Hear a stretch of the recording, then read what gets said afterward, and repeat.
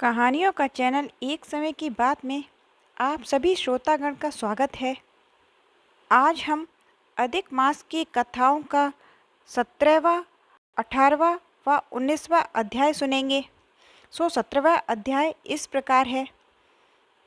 एक दिन उनका बालक सुखदेव अपने मित्रों सहित बावड़ी में स्नान करने गया और अपने मित्रों सहित जल में प्रवेश करके नहाने लगा और जल में डूबकर मर गया। तब उसको जल से बाहर ना आता देख उसके साथी हाहाकार करते हुए भागे। उन बालकों ने गौतमी को जाकर सब वृतांत सुनाया। उन बालकों की यह अप्रिय वाणी सुनकर वह पृथ्वी पर गिर पड़ी। इतने में सुदेव भी वन से आ गए और बालक का मरण सुन कटे वृक्ष की तरह पृथ्वी पर गिर पड़े। फिर दोनों पति पत्नी उठकर बावड़ी पर गए। वहाँ मरे हुए पुत्र को आलिंगन कर शरीर को गोद में ले सुदेव बारंबार बालक के मुख को चूमने लगे। गोद में पड़े मृत बालक को देख रोने लगे। विलाप करते हुए बोले, हे पुत्र, मेरा सोच हरने वाली मनोवाणी कहो और हमें आनंद दो। तुम अपने वृद्ध माता पिता को छोड़कर जाने योग्य नहीं। हे वत्स, तुम्हारा श्रेष्ठ मित्र पढ़ने को बुला रहा है। तुम इस समय कैसे सो रहे हो? मैं तुम्हारे बिना नहीं जी पाऊंगा, ना मैं घर जाऊंगा। अब मेरा वन में भी क्या काम है? ऐसा कहते कहते भगवान के नामों को उच्चारण करने लगे। यह मेरा 17वां अध्याय समाप्त हुआ। 18वां अध्याय इस प्रकार है। इस तरह उस ब्राह्मण के विलाप को सुन दसों दिशाओं में गर्जन हुआ अकाल मेघ आ गया। उस मेघ से पर्वतों का कंपायमान हो गया। तीक्ष्ण स्पर्श करते हुए बड़े वेग से वायु चलने लगी और अत्यंत जोर से महाबिजली चमकने लगी और मेघ शब्द से चारों दिशाएं पूरित हो गईं। इस तरह एक मास तक ऐसा जल वर्षा कि सारी पृथ्वी जल से भर गई। परंतु पुत्र शोक की अग्नि से तपे हुए उस ब्राह्मण को कुछ भी मालूम ना हुआ। ना उसने पानी पिया, ना भोजन किया। पुत्र पुत्र इस तरह पुकारते हुए ही उसको सारा मास बीत गया। वह मास श्री कृष्ण का प्रिय पुरुषोत्तम मास था। सो अनजाने में ही उस ब्राह्मण से पुरुषोत्तम मास की सेवा हो गई। इससे अत्यंत प्रसन्न होकर कृष्ण भगवान प्रकट हो गए। उस समय मेघ बरसना बंद हो गया।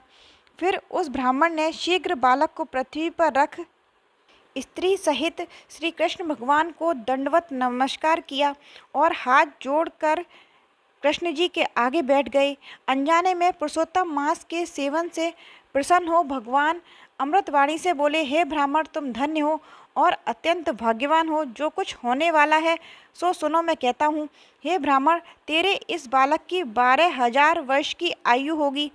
हे द्विजोत्तम, यह तेरे को सुख देने वाला बालक होगा, इसमें कोई संदेह नहीं है। मैंने तुझको पुत्र दिया। नारायण बोले, हे नारद, भगवान के इतना कहने पर उस ब्राह्मण का बालक जीवित हो उठा। ब्राह्मण और उसकी स्त्री दोनों बालक को देखकर आनंदित हो गई और देवता भी फूलों की वर्षा करने लगे। सुखदेव जी ने दोनों माता पिता तथा हरि को प्रणाम किया और गरुण भी पुत्र सहित ब्राह्मणों को देख अत्यंत प्रसन्न हुए। तब ब्राह्मण आश्चर्ययुक्त होकर श्री हरि को प्रणाम कर हाथ जोड़कर गदगद वाणी से संशय काटने के लिए आनंद सहित भगवान से पूछने लगे, भगवान, मेरे 4,000 वर्ष तक निरंतर महाकठिन तप करने पर आपने जो कठोर वचन हमसे कहे थे कि मेरे 7 जन्मों में भी पुत्र का सुख नहीं है, उस वाक्य के उल्लंघन का हेतु और मरे हुए बालक को जीवित करने का कारण क्या है? यह मेरा 18वां अध्याय समाप्त हुआ और 19वां अध्याय इस प्रकार है। नारायण जी ने कहा, हे नारद, भक्त वत्सल भगवान अपनी वाणी से सुदेव ब्राह्मण को प्रसन्न करते हुए बोले, हे द्विजराज, जिससे मैं प्रसन्न हुआ, क्या यह तुम नहीं जानते? मेरा प्रिय पुरुषोत्तम मास आने पर तुम दोनों स्त्री पुरुषों के उपवास कर यहाँ बैठने से पुरुषोत्तम मास की सेवा हुई। एक और वेद में कहे गए साधनों और दूसरी ओर पुरुषोत्तम मास के सेवन को जब ब्रह्मा जी तोलने लगे तो वेदोक्त साधन बहुत हल्के निकले और पुरुषोत्तम मास का सेवन भारी हुआ। इसलिए संसार में पुरुषोत्तम अधिक पूज्य और मान्य है।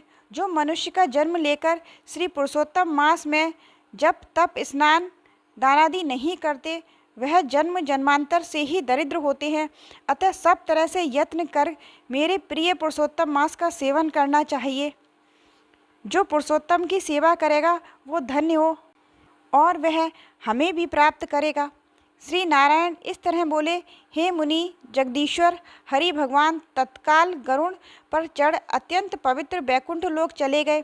स्त्री सहित सुदेव ब्राह्मण मृत प्राय होकर फिर जीवित हो गए और सुखदेव को देखकर दिन रात अत्यंत हर्षित होते रहे और कहने लगे कि यह अत्यंत आश्चर्य की बात है कि ऐसा मांस कहीं भी न देखा न सुना।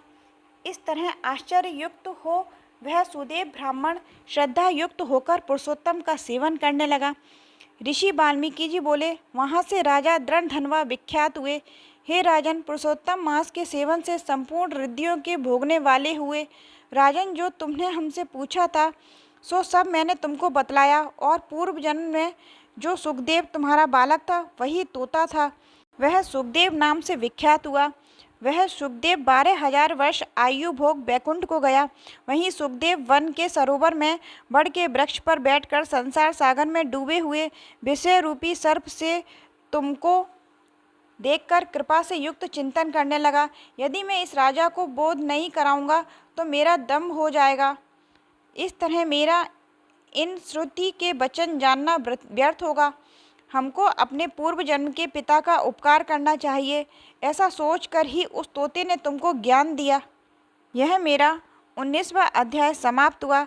आगे के अध्याय मेरे अन्य वीडियो में हैं। जय श्री राम।